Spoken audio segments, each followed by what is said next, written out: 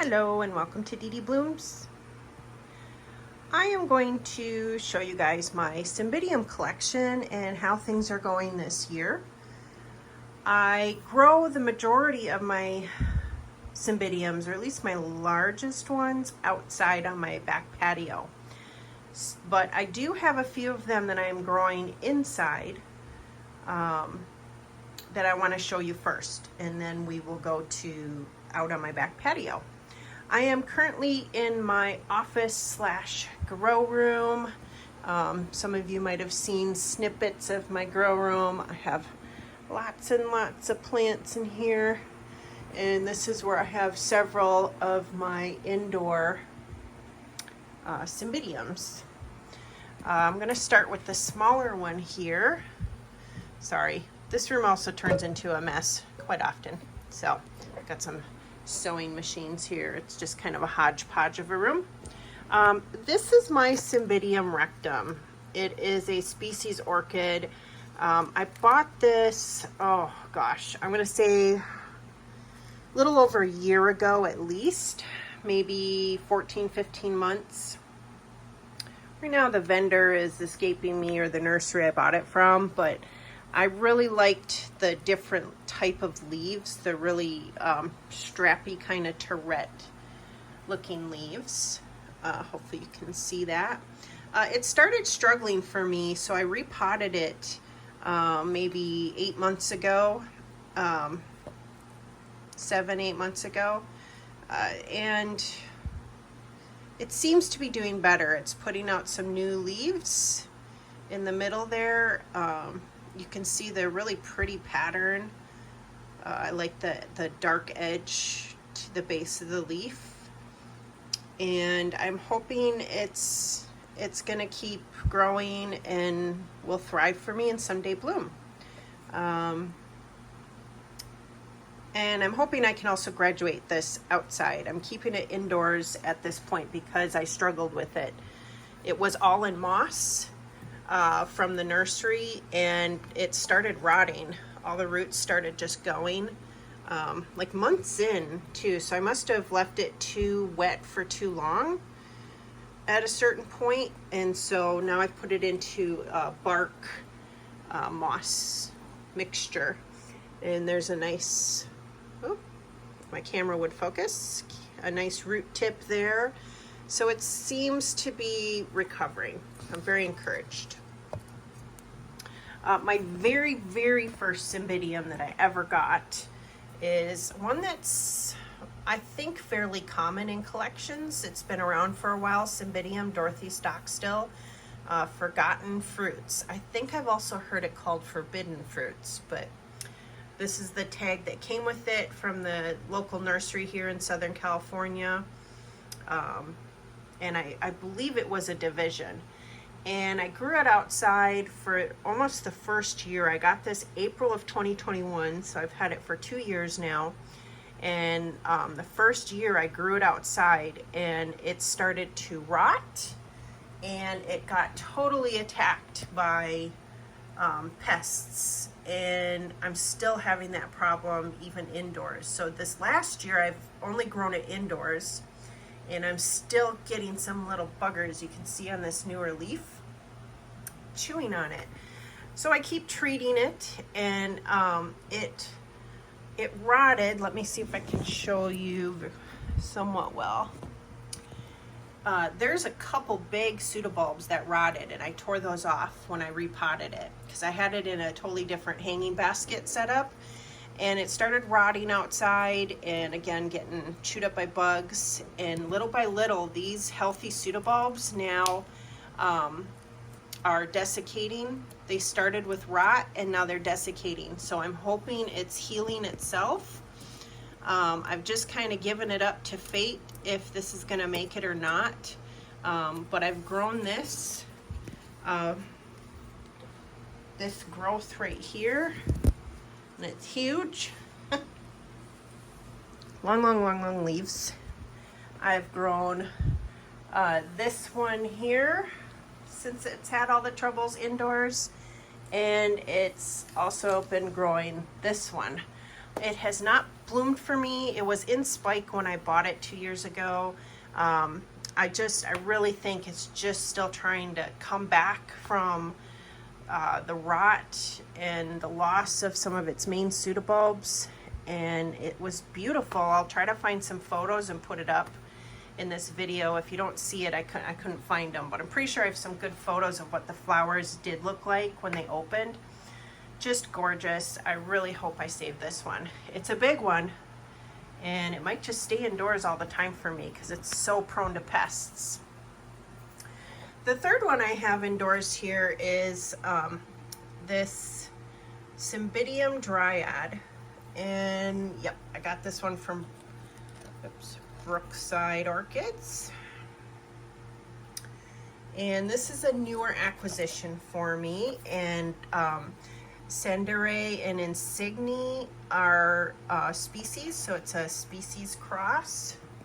Again, I am not an orchid expert.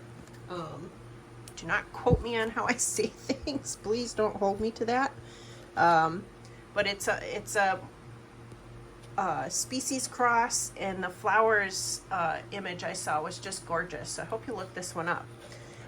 So Brookside, I don't know if they still have it. I think I bought this maybe 5-6 months ago, but it's got like that tall fan look, kind of like the Cymbidium Rectum over here, that I really liked that difference in the thinner leaves. And so yeah, those are the 3 that I have indoors here in my grow room, and they're all in this southern exposure window. They get a little bit of dappled direct light throughout the day, and then but the super heat of mid-afternoon, this tree that's right outside the window there, it starts to shade everything, so it's really a perfect spot. So now I'm gonna go head out to my patio, and I'll show you all what I have out there for Cymbidiums. So here we are on my back patio. I have lots of orchids growing out here. This is where I have the rest of my Cymbidium collection, but this also holds, or I grow a lot of my Zygopetalum collection out here. I have a couple Vanda types hanging to the right of the screen, and Oxydendrobiums, and some epidendrums down here, various dendrobiums, Laelia. Got a whole assortment of Laelia purpuratas are here. I did a care collab video on these guys. But continuing on my Cymbidiums, I purchased 2 recently from a visit at Sunset Valley Orchids. These are young seedlings that I'm very excited about. This one is Cymbidium Barita Peace Early Winter. It's supposed to be a very pretty white, white flowering, and it's got this new growth here. So you can see it's a very young plant, so it's got its main growth here. And I just bought this, I think about a month and a half ago. Went on a little run at Sunset Valley Orchids, who I live nearby. And then there's this one, Cymbidium Cross, Coraki glowing Kentlyn crossed with Cymbidium Barita Unsung Gold Brush. Really have no idea what this one's gonna look like. I just took a chance, thought it sounded cool. It's got this nice new growth. So I'm gonna repot these soon. Kind of just growing up and out of their medium. So I'll be repotting these very soon. We come around here on this side. This is my Sarcochilus corner. I'll be making a video on those soon. But I have a Cymbidium in bloom right here. Just absolutely gorgeous, a Ming Emperor. So right down there is the tag. It's not gonna zoom in on it, but it's the Ming Emperor. And it's been in bloom for me for, I'm gonna say it started opening up about 3 weeks ago, and little by little, the lower ones started opening and just kept opening and opening, and absolutely in love with this one. So glad I got it. I got this from Brookside Orchids. close to a year ago, I think. And this one's definitely going to get repotted. It doesn't have a whole bunch of great growth, so I'm going to refresh the media after it's done blooming and hope it comes back nice and strong to give me continued blooms throughout the year. Just loving this. And let's see, a little bit of a fragrance, kind of a little hint of spicy sweet. Definitely sweet, but a little hint of spicy, I guess, to say that better. We're gonna come over here, and some of my biggest ones are on this side.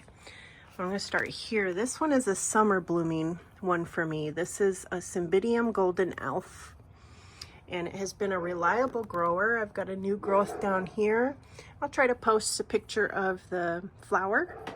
That it's actually flowered twice for me now. So reliable, easy. It does really well in this dappled light area. My fountain is down, so usually during the summer it has some good humidity over here as well. This is a little $2 NOID that I bought at an orchid show. And I thought for $2, who knows what I could do with it. So it immediately started dying, but then it rallied and I've got this growth. So it'll be fun, hopefully someday, to see what it will do. Then down here is my other Brookside orchid purchase that I bought along with the Ming Emperor. And this one was not doing well for me, so I immediately repotted it. It's the Cymbidium Ramble on Rose, number 5. It's supposed to give me some beautiful pink blush blooms. Can't talk. It so far is responding well to being repotted. It's putting out this new growth, so I have every hope that it will mature well and get some good blooms in the future. 2 other newer purchases are these right here. They are very large, mature Cymbidiums. This one that is gorgeously in bloom, I bought in spike. So it had its spikes and most of the buds developed. And so it finished developing and has been open and beautiful for me for like a month and a half now. It's a little dirty looking. We've had all these storms in Southern California coming through, and it's just whipped dirt around. And so some of these pristine white flowers are a little dirty looking, but they're still just so gorgeous. And they smell heavenly. So sweet, strong, not overpowering, not too strong, just beautiful. It brings a beautiful fragrance out here on the patio. And this one is a very healthy specimen. And I got this maybe 3-4 months ago. So it's got a new growth here, and there's another new growth right back here that's a lot further along. It's growing up. I don't think it came with a tag. Did it come with a tag?